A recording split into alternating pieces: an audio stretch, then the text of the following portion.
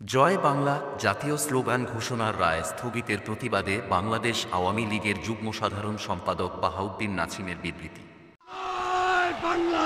স্বাধীন করো, স্বাধীন করো, বাংলাদেশ বাংলাদেশ বীর বাঙালির অস্ত্র ধরো, বাংলাদেশ স্বাধীন করো।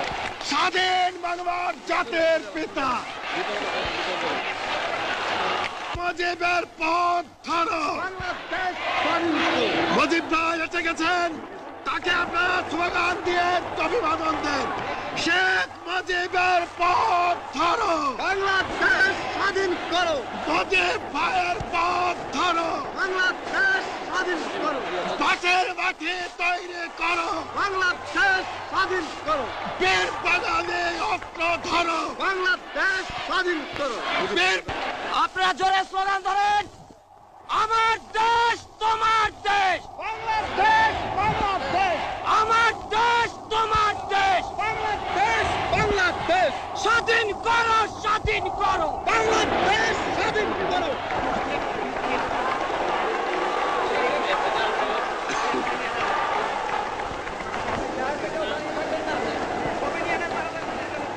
আওয়ামী লীগের যুগ্ম সাধারণ সম্পাদক বাহাউদ্দিন নাছিম জয় বাংলা জাতীয় স্লোগান ঘোষণার রায় স্থগিতের তীব্র নিন্দা ও প্রতিবাদ জানিয়ে আজ এক বিবৃতি প্রদান করেছেন।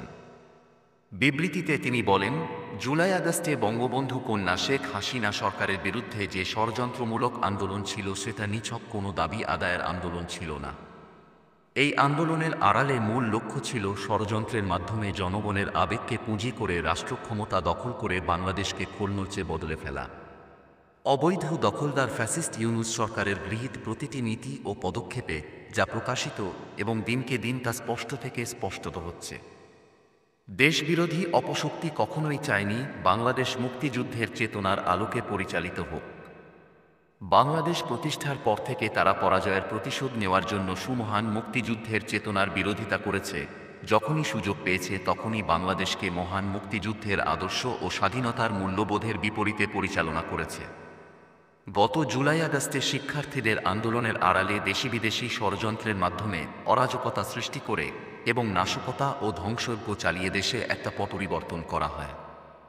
এরপর বাংলাদেশ ও স্বাধীনতা বিরোধী অপশক্তি প্রতিভূরা ফ্যাসিস্ট ইউনূসের নেতৃত্বে অবৈধভাবে ক্ষমতা দখল করে।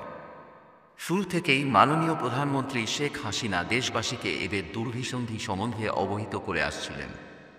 এদের মূল লক্ষ্য হল হাজার বছরের ইতিহাসে মহান মুক্তিযুদ্ধের মাধ্যমে বাঙালি জাতির সম্মিলিত প্রয়াসে সর্বশ্রেষ্ঠ অর্জনকে ম্লান করা, মহান মুক্তিযুদ্ধের প্রতি বাঙালির অমোচনীয় আবেগকে বিনষ্ট করা। তারই অংশ হিসেবে মহান বিজয়ের মাসে আজ আদালতকে ব্যবহার করে জয় বাংলা জাতীয় স্লোগান ঘোষণার রায় স্থগিত করা হয়েছে। তারা হয়তো বুঝতে অক্ষম যে জয় বাংলা বাঙালির পরাধীনতার শৃঙ্খল ভাঙ্গার গান, সম্মিলিত বোধের স্ফুরণ, হৃদয় থেকে হৃদয়ে প্রবাহিত বিনা তারের অনুরণন। জয় বাংলা সমগ্র জাতিসত্তার একত্রিত হয়ে যে কোনো দানবীয় শক্তির বিরুদ্ধে লড়াই করার স্পর্ধার শব্দবন্ধ, শত্রুর বুককে প্রকম্পিত করার নির্ভীক উচ্চারণ।